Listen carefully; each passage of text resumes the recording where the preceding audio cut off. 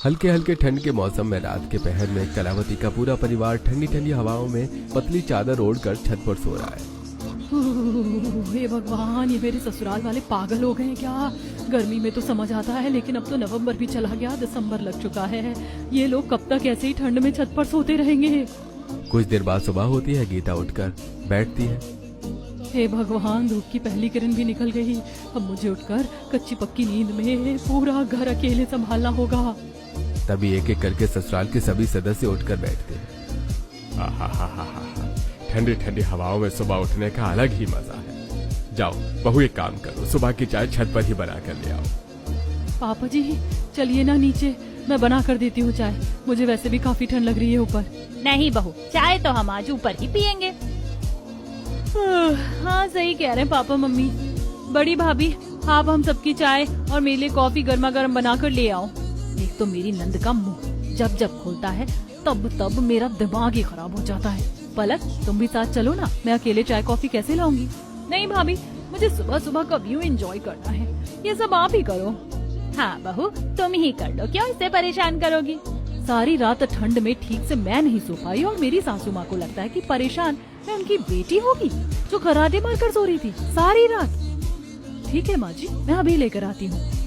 अब गीता रसोई में जाती है और सबके लिए चाय कॉफी बनाती है और सबको छत पर लाकर देती है। लीजिए आप लोगों की चाय। पलक, ये लो तुम्हारी कॉफी।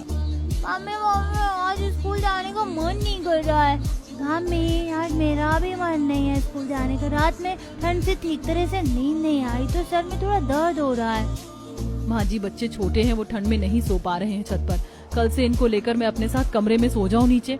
कोई जरूरत नहीं है, अभी से आदत डालोगी तभी तो आगे चलकर ये भी हमारी तरह छत पर सोएंगे। वैसे भी घर में सोने से लाइट पंखे का बिजली उठेगा।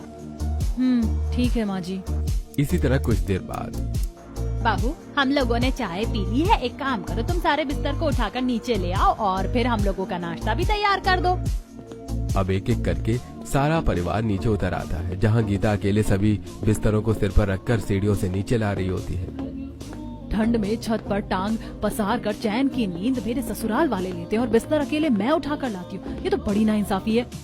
अब बिस्तर कमरे में रखकर गीता सबके लिए नाश्ता बनाती है। घर के सभी सदस्य डाइनिंग टेबल पर बैठकर नाश्ता करते हैं और फिर अपने अपने काम में लग जाते हैं। इसी तरह फिर रात में गीता सबका छत पर बिस्तर लगाती है। सभी लोग छत पर एक एक करके टांग पसार कर सोने लगते हैं, लेकिन गीता को आज भी नींद नहीं आती। उदय जी, मुझे छत पर बहुत बेचैनी और ठंड से शरीर में अकड़न हो रही है। चलिए ना कमरे में सोने चलते हैं। गीता, तुम्हारी शादी के इतने साल हो गए हैं, तुम्हें अब तक छत पर सोने की आदत नहीं लगी? उदय जी, जब मैं शादी करके आई थी तब गर्मी पड़ रही थी, पर अब धीरे धीरे सर्दियाँ शुरू हो रही हैं और इन ठंडी हवाओं में भला किसी को कैसे नींद आ सकती है? मुझे कुछ नहीं पता, चुपचाप से जाओ, सो जाओ, नहीं तो माँ गुस्सा करेगी। अब गीता मुंह फैलाकर छत पर जैसे तैसे कंबल में घुसकर सो जाती है। अगले दिन कलावती उठकर छत पर टहल रही होती है। तभी पड़ोस की सुमित्रा अपने छत पर फूलों के गमलों में पानी डालती हुई कलावती से कहती है, अरे कलावती, तुम लोगों ने तो छत पर सोने की हद ही पार कर दी है। गर्मी में तो फिर भी समझ में आता था, पर अब तो नवंबर जा चुका है, दिसंबर लग गया है। भला दिसंबर के महीने में कौन छत पर सोता है? हमारा शरीर तुम लोगों की तरह कमजोर नहीं है सुमित्रा, हम लोग बहुत ताकतवर हैं और हमारे शरीर पर ठंडी हवाओं का कोई असर नहीं होता। मेरी सास की सास सब ऐसे ही रात में छत पर ही सोते थे, इसीलिए हम लोगों की आदत छत पर सोने की ही है। तभी दूर से छत से बसंती कहती है, हाँ कलावती, सो जाओ, जितना छत पर सोना है। एक दिन जब तुम्हारी छोटी बहू आएगी ना, तब सोकर दिखाना छत पर तुम लोग। मतलब क्या है तुम्हारा? छोटी बहू मुझे छत पर सोने नहीं देगी?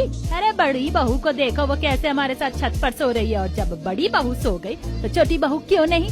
हाँ देखते हैं, हर लड़की एक जैसी नहीं होती कलावती। तब की तब देखेंगे बसंती, मैं भविष्य की चिंता वर्तमान में नहीं करती। इसी तरह कुछ हफ्ते गुजरते हैं और एक दिन गीता घर के कामकाज को करते करते अकेले परेशान हो जाती है और परेशान होते हुए अपनी सास के पास आकर कहती है, माँ जी बस बहुत हो गया, अब आप छोटे देवर की भी शादी करवाइए ना।